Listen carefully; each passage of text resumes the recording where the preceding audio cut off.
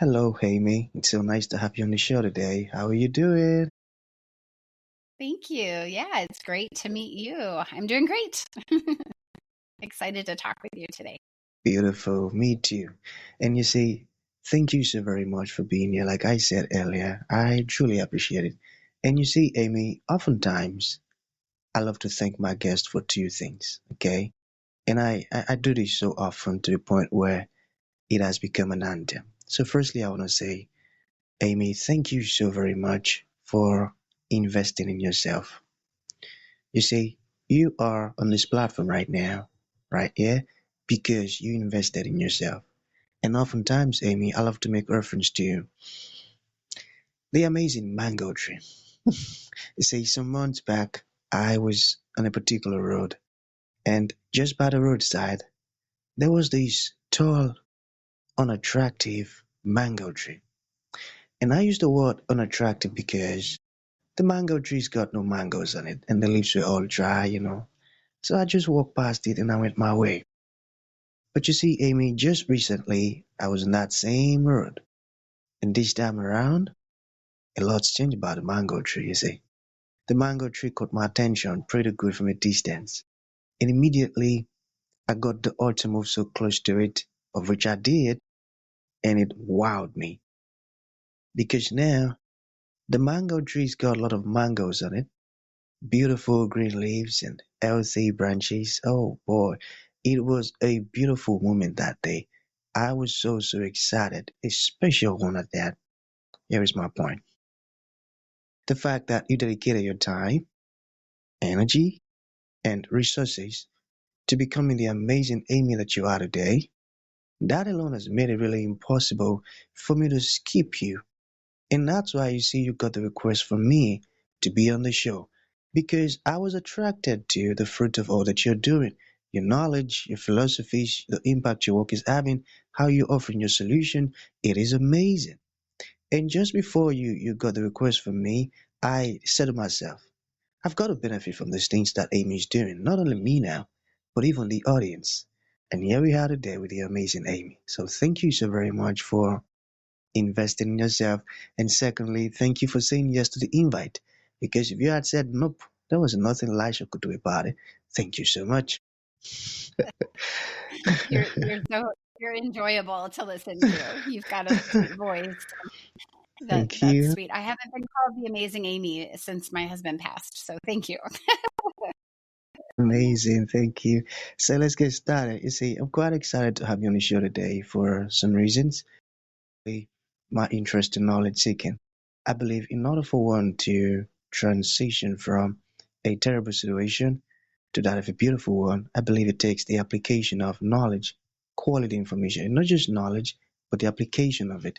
And you see, Amy, ever since I discovered that light in the Hebrew means knowledge and darkness means ignorance, I've been so keen to knowledge seeking. Why? Because I do not want to remain in the dark. So that's going to make our conversation today very important to me and even to the audience. The second reason why I'm excited to have the amazing Amy on the show is for the sake of the audience. See, Amy, we live in an age where information is as abundant as grains of sand. We've got lots of information flying out there. So these folks trust me for quality, eye-opening, and very important information, of which I am totally convinced that our conversation is going to be insightful and impactful. So for that reason, Amy, let's get started with your introduction. Talk to us about your personal or professional journey, because right now we're just so curious. We want to know how Amy got here. Then afterwards, I've gotten some beautiful questions for you. Okay, Amy, over to you. All right. Well, thank you, Elisha. How did I get here? Yeah, I am a good halfway through my life, and I'm kind of embracing this new calling of helping people who are shocked and blindsided by the news that their life is about to end. And that calling has been really specific. And I got interested in this because I lived it. It wasn't my life that was hanging in the balance. Otherwise, I wouldn't be here, but it was my husband's. And so my husband and I had built a large family together. We had 10 children. I have 10 children. We had 10 children. And the pathway for that was, first of all, a desire was born in our heart to have a large family. And then we began the normal way with biological children, and we had several losses. We lost actually 3 babies along the way, and our most significant loss was just before birth. And so we had to bury our son. And in that process of going through the grief and the pain of that, realizing that it's going to hurt no matter what, but we wanted to learn, not waste our pain. We kind of learned some foundational things that we ended up using in the future. Following his death, I did have a 4th biological living baby who is now 15, learning to drive. And then we began adoption. And part of that was because I knew that I couldn't go through pregnancy again. It was so frightening. I was so worried that I was going to lose a child again at the end. And so I was like, I can't do it again. And so it was my husband who was like, what about the kids around the world that need families? And so we began in Uganda, and we brought home our son in 2011. And then we proceeded to adopt 5 more children from China with special needs, all from different orphanages in different provinces. So that is how we got to 10 children. And we brought home our last 2 daughters in 2016. And then 2017, we moved to a bigger house because we had this huge family. And I kind of wondered what's going to happen in 2018, because every year something exciting had happened. And what happened in 2018 did shock us, but it wasn't a happy surprise. My husband was just out of the blue, not feeling well, had a headache, really struggled to speak. And then he called me by our daughter's name. And I was like, you're really making me nervous. Like, stop. And ended up calling 911. The emergency squad came and they took him to the emergency room, where they promptly did a quick scan and found that he had a mass in his brain. And following emergency brain surgery, we learned that that mass was actually the most aggressive form of brain cancer. And doctors predicted he had less than a year to live. And we were so utterly shocked. My husband was 44 years old. We were just getting started with this large family that we had dreamt about since we were married, 20 some years before. And so it just was so shocking. And we really felt like, we wanted to do it well. We knew that we wanted to do it well because we had already gone through multiple losses. We had also lost his dad just 2 years before that. And so we were very intentional. We are firm in our own faith, and we believe that there is more after death. And so because of that belief, we knew that we would see one another again, that there was going to be a separation for a while. And my husband really spoke life into me, and he prayed for a future husband for me. He told me that the kids and I were just going to soar. And that was such a unique take on, if you think about from his perspective, a father wants to protect and love and provide for his family, and he's got this diagnosis and he knows he's going to be taken out. That was such a heavy burden on him. And we really worked really well together. And so I think that was kind of my role. Was I came to the kids and I said, kids, we have a privilege to walk daddy to the door of eternity, down this red carpet to the door of eternity. And what's going to make his experience the best is if he doesn't have to worry about how are we going to do when he's gone. if we can assure him that we know God is going to take care of us, that we're not worried. And we don't know how that's going to happen because we clearly did not. And I was pretty nervous to be a single mom, a solo mom with 10 children. But we had this track record of how God was faithful to us. And so I was able to help him get excited about what he was about to experience. And then he did the same thing for me, where he was able to say, you guys are just going to soar. It's going to be hard in the beginning. And he compared it to a rocket blasting off. He said, it's just like a rocket blasts off. It's fire and it's explosions and it's pain and hot and heat. But once you get up out of the atmosphere, he was like, Amy, you guys are going to soar. And I believed him. And so I think my perspective on becoming a widow was really impacted by that. And that impacted how we lived out. Actually, he got 3 years, 37 months instead of a year. So he got 3 times as much as what they had predicted. And we lived it so well. And he left this amazing legacy. And that's what I want to turn around and help others with, is like, you don't have to go through this with fear of death. You don't have to go through this with fear of how are you going to do on the other side, because I'm here to say you can survive widowhood. You can survive your greatest heartbreak, and you can even thrive.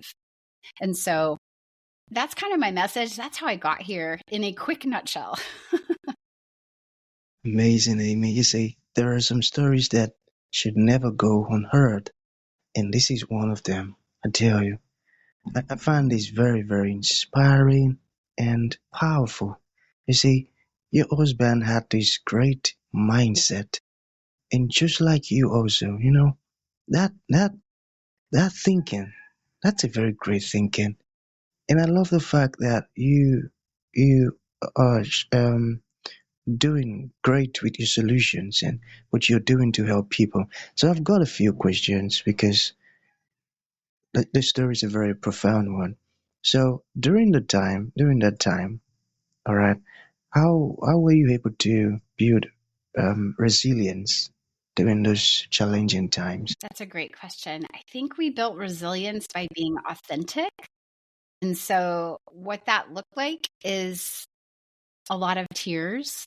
I think we cried at least one time every day of those 37 months. At least at one point in a 24-hour period, we probably cried at least once. And we were very open with our children. We talked with our kids about what, daddy was sick and it looked like he wasn't going to live long. We're going to do the best that we can. We're going to have so much fun. But I think being authentic with our kids, being real with our friendships, and bringing other people along for the ride. Other people witnessed our journey, and they were also inspired. And I think we built resiliency with our faith, because we couldn't have gone through it and been strong without that. Beautiful faith. I got that. So what was the hardest part of being a caregiver for your husband? That's a good question too. The hardest part. Well, I think the hard parts shift. In the beginning, it was hard to just wrap our brains around that we were just getting started, like I said before, and now it looked like this isn't our plan. And so trying to wrap our brains around a shift.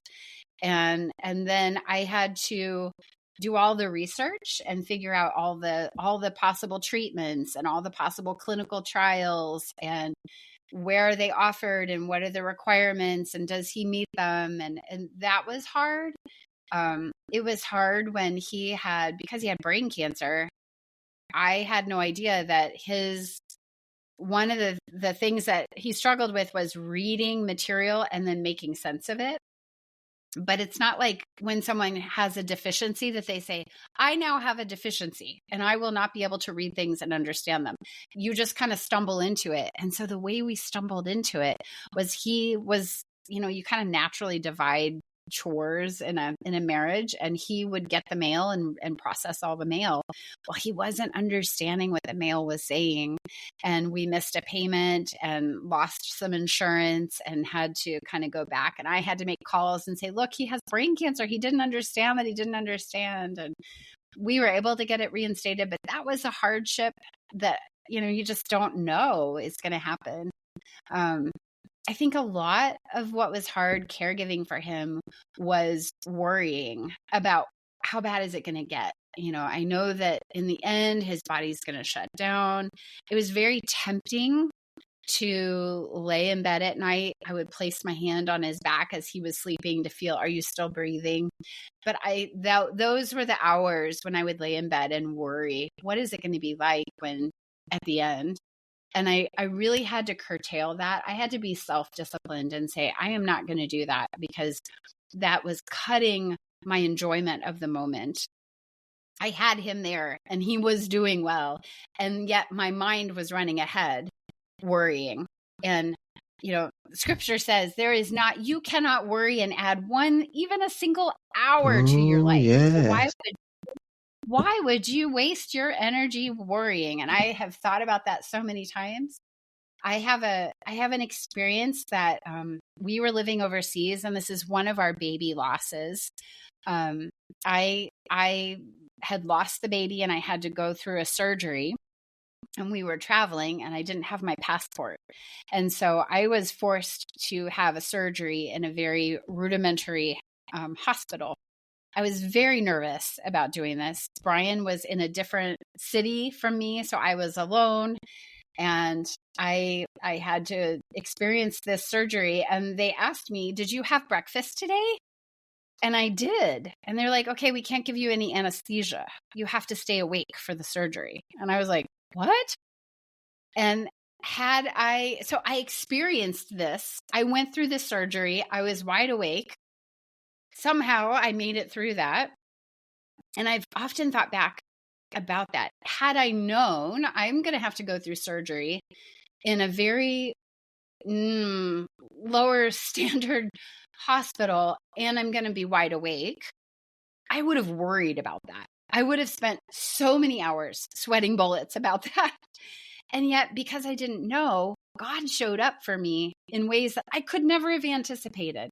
So that was my self-discipline when I would lay in bed as a caregiver, worrying about the future. Was like, wait, I don't know how God's going to show up in the moment. And so I'm not going to spend any of my energy worrying. And that was hard. It was hard to do, but it was really worth the mental discipline to do that. Because, the real thing is that in the end, God did show up in amazing ways, and people came and volunteered. I had people sitting with him overnight that were nurses, and they were not being paid. They were just friends. Some of them I had never met before, and they sat with him overnight. It was just very precious, to see that effort being rewarded. I wonder if I lost you. Elisha, it looks like you're frozen. Awesome. Can you hear me? Sorry, my network went off. Yes, I can hear you. Okay. That's a very beautiful one. Okay, there we go. Can you still hear me? Yes, I can. Okay. So, to bring this to an end, what would you like to leave the audience with, or no, before we get there?